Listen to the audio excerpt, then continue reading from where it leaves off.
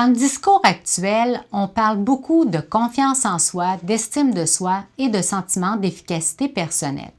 Dans le même sens, plusieurs études montrent que les perceptions que les élèves ont de leurs compétences ont un effet certain sur leur expérience scolaire, y compris sur leur rendement. Certains auteurs vont même jusqu'à dire que les perceptions de compétences constituent un meilleur indicateur de performance scolaire que les ressources réelles de la personne.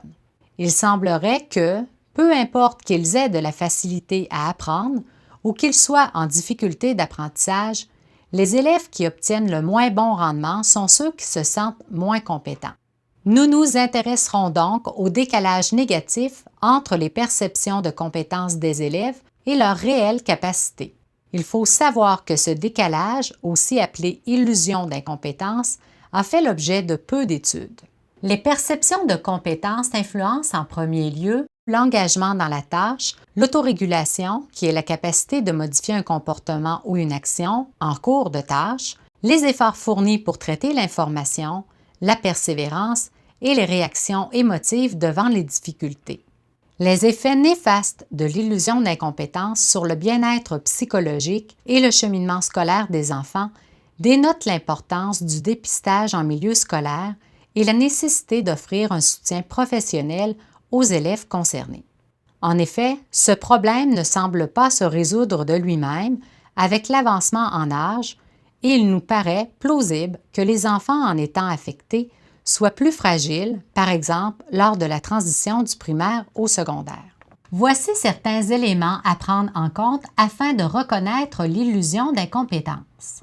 Le perfectionnisme négatif, qui consiste en la poursuite d'exigences très élevées et qui augmente la probabilité d'échouer, accompagné de critiques récurrentes et d'évaluations négatives de soi. Il semblerait que les garçons vivent plus de perfectionnisme négatif que les filles. Le faible niveau d'estime de soi, qui implique un jugement plutôt négatif sur soi et qui se base sur la faible compétence que s'attribue une personne dans différents domaines qu'elle juge importants. Les attributions causales font référence pour leur part à la façon dont un individu explique ses réussites et ses échecs. Ces attributions peuvent être attachées à l'habileté, à l'effort, à la chance ou encore à une cause inconnue. Par exemple, un élève qui pense que pour bien réussir à l'école, il doit avoir de la chance.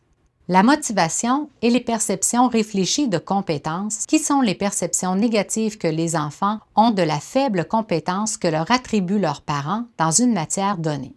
Il est donc nécessaire de sensibiliser les enseignants à l'existence du phénomène de l'illusion d'incompétence et, éventuellement, de les aider à trouver des moyens efficaces pour identifier les enfants concernés afin de les soutenir. Sachant que des perceptions légèrement supérieures à la compétence réelle sont habituellement protectrices et favorables au développement, des interventions pourraient viser le développement de ces caractéristiques chez les enfants.